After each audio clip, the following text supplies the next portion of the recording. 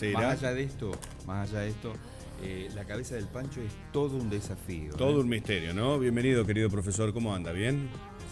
Un gusto estar con ustedes nuevamente. No, para nosotros el honor es solo nuestro, ¿eh? Es así, gracias por haber venido. Rubén, quiero consultarte, ¿qué opinas acerca de esto? ¿Podrán localizar finalmente uno de los tantos temas que nos tiene sin resolver para que descanse en paz en su lugar de origen y un poco de conservar la historia misma de los entrerrianos, esta investigación de los investigadores? Sí, bueno, es una vieja aspiración de los entrerrianos contar con los restos de Ramírez, contar con una tumba, Exacto. un lugar localizado, que justamente es uno de los que nos falta, ¿no? Se localizó en su momento los restos de Urquiza, que también estaban ocultos, por allá por la década del 50. Luego se trajo los restos de López Jordán en la década del 90, y falta justamente localizar los restos, en este caso la cabeza de Ramírez, que, digamos, a través de una investigación se ha determinado que podría estar en un lugar de Santa Fe. Bueno, eso fue una investigación del año 98, 99. Hablan de la iglesia. En la iglesia Nuestra Señora de los Milagros de Santa Fe, que pertenece, digamos, al Colegio de la Inmaculada. Es un templo que hay ahí en Santa Fe, muy antiguo, construido por los jesuitas, y que según con el que algunos... habla el Papa Francisco. ¿No? El Papa Francisco fue docente del Colegio de la Inmaculada, justamente. Que habla el Papa Francisco, que ahora no vuelve a la Argentina, después lo va a decir por cuestiones de salud y de su actividad papal. No vuelve más a la Argentina, ya lo anunció el mismo Papa, ¿sí? Pero este es otro tema. Y entonces, ¿cómo hacemos para que nos habiliten las excavaciones? No, es un paso muy prematuro eso. ¿Por qué? En realidad se hizo una investigación en el año 99 y se determinó eso. ¿Te puedo jugar a mentir y verdad? Vamos, déjame que me ponga en otro escenario, ¿sí? Sí. ¿Qué tendría de dificultad o que ocultar el arzobispado santafesino para no permitir las excavaciones? ¿Qué podría aflorar? ¿Qué cosa podrían descubrir? ¿Que le permitieron sepultar ahí una cabeza? Yo creo que no es un problema de clero, de ocultamiento ni de clero, porque fue una decisión oficial del gobierno de Santa Fe en su momento, que por supuesto presuntamente, según la hipótesis, se habría puesto en un lugar alejado, digamos, la posibilidad de rescate o de profanación en ese momento, un momento muy convulsionado, y bueno, y quedó ahí. ¿Y qué le podría molestar al gobierno santafesino que se sepa la verdad de esta parte de la historia? Reconocer que el brigadier mandó a definitivamente. No, entonces, no es ese el problema, porque en el año 99 se hizo la investigación, yo investigué personalmente dentro del Colegio. Voy con la número 3. ¿Por qué cacho no escarbamos de una vez por todas y vemos si está o no ahí enterrado o no? No, porque no se puede, es un monumento histórico nacional, hay que tener mucho cuidado. En el 99 se hizo una exploración y actualmente se proponía realizar con tecnología más moderna otro tipo de exploración para determinar efectivamente... preservar el patrimonio nada más. Y con preservación la negativa. del patrimonio, por supuesto. Ahora, aprovechando eso que acaba de decir el profesor, hay un geólogo que se llama Juan Nobile. Él proponía utilizar tecnología que mostrara, que digamos actuara como... para que la gente lo entienda, tomar una radiografía del suelo y ver qué es lo que hay debajo, enterrado sin necesidad de romper. No, es un aparato que realizaría la búsqueda, un aparato... Sonar, claro, es como un sonar. Se llama de geolocalización. Georradar. No soy especialista en el tema, eso es el tema de los geólogos, pero ese georradar podría determinar con mayor precisión si debajo del piso hay algún objeto compatible con la sepultura de la cabeza. Puede aparecer un esqueleto de un perro hasta la cabeza puede de Pancho aparecer cualquier Ramírez, cosa, y bueno, ese sería un paso que todavía está... Hay una versión, en este caso hay una versión que, en el momento que hablábamos del tema y averiguábamos, que por allí existe la posibilidad de que la cabeza de Pancho Ramírez esté en posesión de un privado. Puede ser. De una persona, un coleccionista, una persona que de alguna manera a lo largo del tiempo haya tomado esto como un trofeo y que lo tenga. Esta es una versión, no digo que sea cierta, es una de las tantas hipótesis que se manejan sobre la cabeza. ¿Ustedes la barajaron a esa a la hora del estudio? No, esa hipótesis no la logramos, digamos, en su momento confirmar ni siquiera la tuvimos como hipótesis. Hubo varias hipótesis, hay varias hipótesis de los lugares. La más creíble, por lo menos por la cantidad de testimonios que encontramos, es ese lugar. Bueno. No significa que sea la única, pero lo de la posesión de una persona, de un coleccionista, esa ni siquiera la investigamos. Mañana lo ofrecen por Facebook, ¿viste cómo están las redes hoy? Cualquier cosa. No extrañarse. Profe querido, 201 años se conmemoró hace pocos días del Tratado de Pilar.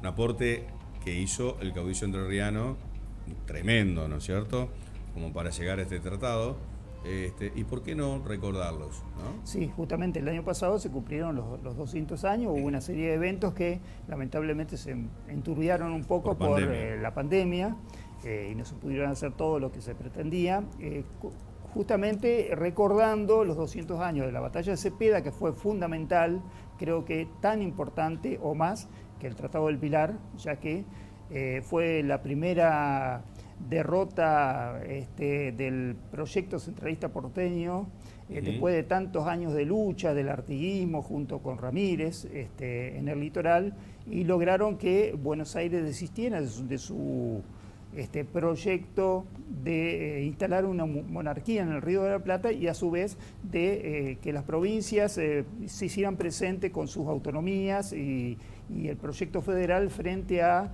la Constitución unitaria que se había sancionado en 1819 justamente. Bueno, esos dos elementos fueron los que trajo como consecuencia la derrota de Cepeda por parte de Buenos Aires.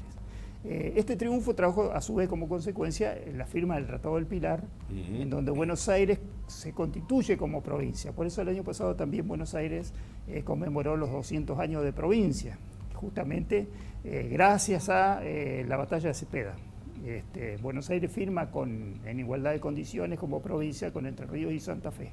Perfecto. Lamentablemente trajo otras consecuencias no deseadas, como es la ruptura entre los caudillos del litoral, principalmente entre Ramírez y Artigas, lo que trae como consecuencia la separación, la división, bueno, que son consecuencias no deseadas. Entre ellos, exactamente. Vamos a decirlo, ¿sí? Pero además trajo como consecuencia el no cumplimiento total de lo que se había pactado en Pilar, es decir, la convocatoria a un Congreso Constituyente para constituir el país, ¿no es cierto? Que después demoró muchos años, hasta 1853. ¿Por qué teniendo una participación tan fundamental, ni más ni menos que Francisco Ramírez, fue ninguneado justamente por la historia? Bueno, la historia no solo ningunea a Ramírez, sino a todo lo que no haya pasado por Buenos Aires. Claro. Es decir, todo lo que no haya hecho una conscripción en Buenos Aires. Pero Urquiza lo eleva. Y justamente Urquiza tampoco es considerado por la historia oficial como el primer presidente constitucional. Fíjense que el sillón presidencial es de Rivadavia, que nunca fue presidente realmente del país, y sin embargo la historia oficial, o historia mitrista, mejor dicho, lo considera como el primer presidente. Y a Urquiza queda diluido por el hecho simplemente de que Buenos Aires no fue parte de la Confederación durante la presidencia de Urquiza. Yo recuerdo, Rubén, que cuando cursaba el 5º grado, el maestro que tenía que nos enseñaba historia era rosista. Y él nos planteaba la historia dejando a Urquiza como un traidor, digamos. Sí, sí. Y obviamente, bueno, todo esto tiene que ver con el centralismo porteño y con lo que decía recién Rubén, de que si no se hacía desde Buenos Aires, bueno, el federalismo no era tenido en cuenta, ¿no? En esa época eran insurrectos, digamos, ¿no? Para el gobierno de Buenos justamente Aires. La historia del vitrismo luego es revisada por el revisionismo rosista, el original revisionismo, que también peca con eso de la historia centralista, digamos, es decir, sustituye el mitrismo por el rosismo, pero no trabaja con los procesos históricos de toda la Argentina, digamos, en donde las provincias también tuvieron un papel protagónico y sin embargo son soslayados por esta historiografía. Es decir, el caso de Urquiza, bueno, fue un proceso en donde el agotamiento del rosismo fue sustituido por Urquiza, que por supuesto tuvo todos sus inconvenientes justamente por las maquinaciones de Buenos Aires que siguieron vigentes. ¿Qué huellas deja en los proclamos o la proclama del Tratado del Pilar, ni más ni menos que la República de Entre Ríos a cargo de Pancho Ramírez? Sí, la República de Entre Ríos fue un intento de reconstruir de alguna manera la Liga de Provincias, la Liga Federal, que originalmente era la Liga de los Pueblos Libres, que bajo el protectorado de Artigas, y lo que intenta Ramírez... Corrientes, Misiones... Con Corrientes, Uruguay, Misiones y Entre Ríos... Santa Fe. Y no, Santa Fe no. No estaba ahí. No, ya Santa Fe se había abierto un poco de la influencia de Ramírez y de Artigas. Así que la República de Entre Ríos se constituye con Entre Ríos, Santa Fe, Corrientes y Misiones. E incluso con la pretensión de incorporar el Paraguay, que era una vieja aspiración de Artigas también. Paraguay se había separado tempranamente de la Confederación Argentina o de las Provincias Unidas. Y bueno, la aspiración de Ramírez era esa. Lógicamente fracasó en ese intento y pasó lo que pasó. Justamente este año se cumplieron los 200 años de la desaparición física de Francisco Ramírez. Tal cual. ¿No? ¿Y la jueza es la proclama ahí del tratado? ¿Cómo? Digo, la herencia justamente de Francisco Ramírez es lo que luego se confecciona como el Tratado de Pilar. No solamente el Tratado del Pilar, sino los reglamentos de la República de Entre Ríos. Los reglamentos de la República son muy valiosos, tienen elementos importantísimos vinculados a lo que es la administración del gobierno, es decir, podríamos llamarla la primera constitución de Entre Ríos, aunque un visionario, a la hora de marcar, te diría la primera democracia. La primera democracia que quería generar dentro de ese terreno. Sí, justamente la elección popular del Supremo Entrerriano, la realización del primer censo civil de la Confederación Argentina se realizó en la República de Entre Ríos, en las tres jurisdicciones que tenía la República, se realizó un censo poblacional que es pionero, digamos, con una visión importante también con respecto a la educación primaria gratuita y obligatoria, que se establece a partir de los reglamentos de la República de Entre Ríos. Esos son hechos muy importantes que están plasmados ahí y que luego quedan para la posteridad. Lo mismo el sistema de justicia con apelaciones, con un sistema de apelaciones de distintas instancias, lo cual era una novedad para la época. Me van a odiar los peronistas. El manejo de las economías regionales. Que un poco era lo que querían distanciar del centralismo que Buenos Aires hacía cuando tomaba de las provincias parte de estas producciones regionales, ¿no? Entonces, se ve que es una lucha de las provincias contra este centralismo que de alguna manera imponía cuestiones a los caudillos, ¿no? Fundamentalmente. Sí, siempre fue el problema del puerto. Por eso cuando surge Artigas y la Liga de los Pueblos Libres abre puertos alternativos, Montevideo, Maldonado, puertos al Atlántico, que eran los que competían con Buenos Aires. Es decir, esa fue, digamos, el proyecto de la Liga de los Pueblos Libres y luego el proyecto también de la República de Entre Ríos, fomentando los puertos del sistema, digamos, de ríos del litoral. Una para que se ponga loco Jorge Pedro Busti también. Claro, ahora le pego un cachetazo a todos los peronistas. ¿Es verdad que en vez del voto femenino ya estaba instaurado en la República de Ramírez y no después en el peronismo? Mira el despelote que hago. No. Me dijeron que las mujeres ya podían votar en la República de Entre Ríos. No tengo información. ¿No tenés información? Yo lo escuché al amigo García, la presentación del libro, diciendo de que las mujeres también votaban en la elección. Entonces, eso no te metes en esa, ¿no? Yo no me meto en esa. Rubén, querido, gracias por venir. Bueno, un placer. Gracias, un placer estar con ustedes. Ojalá que podamos llegar al momento de la excavación y demás. Va a haber una reedición del libro, sé que anduvo muy bien, que se estuvo vendiendo muy bien. ¿Hay alguna agenda de acá en adelante, post esto, como para mantener viva la memoria de Francisco Ramírez?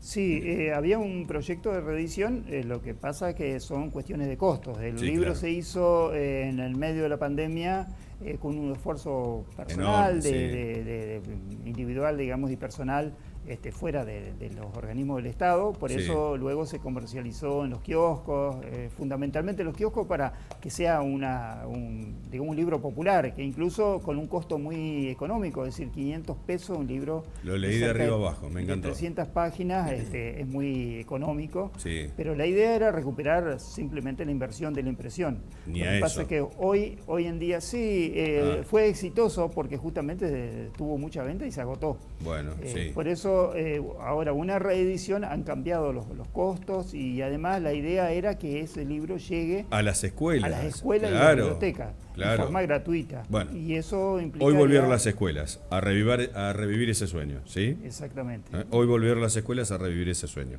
Gracias, Rubén. Un cariño grande, muy amable.